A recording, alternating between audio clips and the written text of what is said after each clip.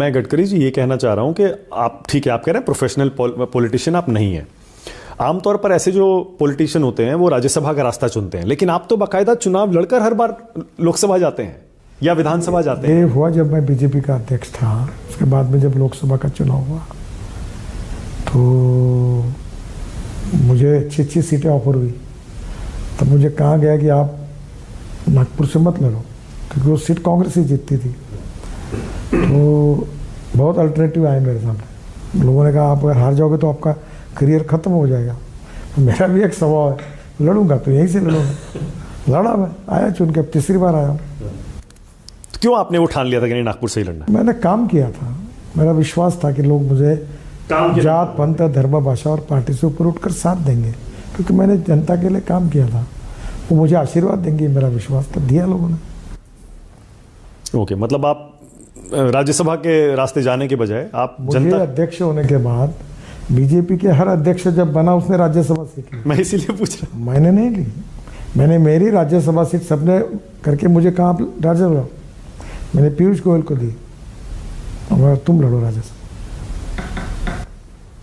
कैसा एक्सपीरियंस था बीजेपी अध्यक्ष का? सर मैं एक कार्यकर्ता, उस समय तो मुश्किल दौर चल रहा था ना आपका, देखिए क्योंकि आप सत्ता से बाहर थे।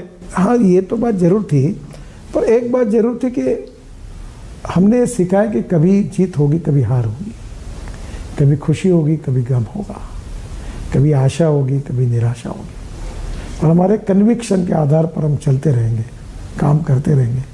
और एक दिन जो 3 बातें हमारे उद्दिष्ट हैं, राष्ट्रवाद हमारे लिए सर्वोपरि है, राष्ट्र का विकास और उसको विश्वगुरु बनाना है, दुनिया की महान आर्थिक शक्ति बनानी है, तो गुड गवर्नेंस एंड डेवलपमेंट हमारा मिशन है। और सबसे इम्पोर्टेंट चीज़ कि समाज के जो शोषित है, पीड़ित है, दलित है, जिनके पास रहने के लिए मकान नहीं है, खाने के लिए रोटी नहीं है, जिनके शरीर पर कपड़ा नहीं है, उस दरिद्र नारायण को भगवान मानकर उसकी हम निरंतर सेवा करते रहे। और जिस दिन उस व्यक्ति को रोटी, कपड़ा और मकान मिलेगा, उस दिन हमारा कार्य पूरा होगा। ये अंत्योदय का सामाजिक आर्थिक चिंतन पंडित दीनदयाल उपाध्याय जी का हमारा उद्दिष्ट है। हमारा मकसद केवल सत्ता बदलना नहीं है, हमारा मकसद केवल नेता बदलना नहीं है, हमारा मकसद समाज बदलना है। और इसलिए अटल बिहारी वाजपेयी कहते थे, अगली बारी अटल बिहारी अब की बारी अटल बिहारी। अटल बिहारी।